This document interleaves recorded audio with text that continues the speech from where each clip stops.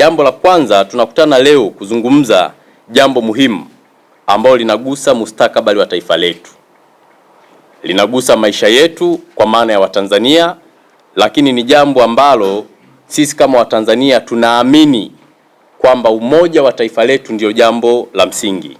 Sasa Chama cha Mapinduzi kimepata taarifa za kuaminika kwamba wenzetu wa Chama cha Demokrasia na Maendeleo wamefanya vikao vya siri kuhamasisha vurugu kwa kutumia maandamano ambao wanayaratibu.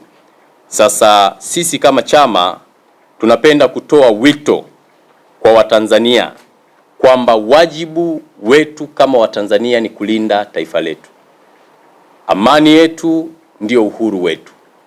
Tusiruhusu itikadi za vyama au makundi ya harakati yakachochea vurugu na kuharibu taswira njema ya taifa letu. Sasa taarifa hizi ni taarifa za kuaminika na mmewasikia katika majukwaa ya kisiasa wakizungumza wakisema kwamba watakwenda kuhamasisha maandamano.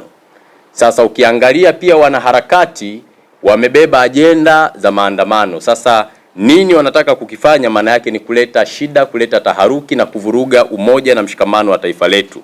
Sasa jambo hilo inaelekea wenzetu hawataki utulivu katika nchi. Ndio maana wanapinga, wana ajenda ya kufanya vurugu na kuvuruga amani. Lakini Chama cha Mapinduzi kinapenda kuchukua nafasi hii kuendelea kutoa wito kwa Watanzania na wapenda maendeleo wote kutojihusisha na vitendo ambavyo vina mianya au zina viashiria vya uvunjifu wa amani wa taifa letu. Kama chama tunawaomba Watanzania walinde amani yetu, wafanye shughuli zao, kwa sababu bila amani hakuna maendeleo, hakuna kilimo, hakuna biashara, hakuna uhuru wa kuabudu na mambo mengi yataharibika. Hivyo ni jukumu la kila mmoja kuhakikisha Tanzania inakuwa salama. Lakini kama ambavyo tumekuwa tukieleza katika mikutano yetu ambayo tumeifanya huko mikoani, vijana na wananchi wa nchi hii tuna dhima kubwa ya kuhakikisha tunakuwa na taifa lenye utulivu na amani na mshikamano kwa ajili ya maendeleo ya nchi yetu. Sote kwa pamoja, huu ni wajibu wetu. Lakini pia wapo Watanzania wenzetu ambao wapo nje ya nchi na wengine wamekana uraia wa nchi yetu, wanachochea vurugu ili nchi yetu isiweze kutawalika. Ndugu wa Tanzania wenzangu, hususan vijana, ninapenda kutumia wasaa huu, ni wakati wa kuunganisha nguvu zetu, kukataa vurugu ili tuweze kuilinda nchi yetu. Vitendo vyovyote vya uvunjifu wa amani tusivikubali hata kwa dakika moja. Lakini ninachotaka kusema kingine, tusimame imara kulinda uhuru wetu kwa nguvu zetu zote.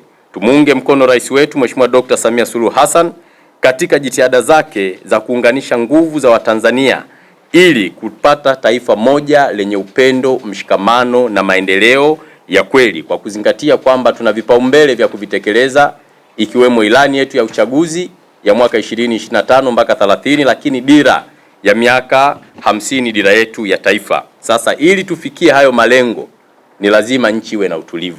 Kwa nitoe rai na niwaombe Watanzania na vijana tulinde nchi yetu.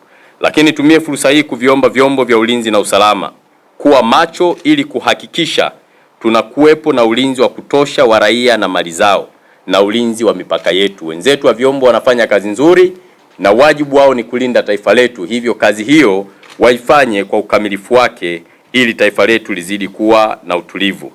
Lakini tumie fursa hii kuwaeleza wananchi na vijana tuwe macho kulinda taifa letu. Tutoe taarifa mara moja kwa vyombo vya ulinzi na usalama tukiona kuna dalili au viashiria vya uvunjifu wa amani, kwa sababu kama nilivyosema awali, bila amani hakuna maendeleo.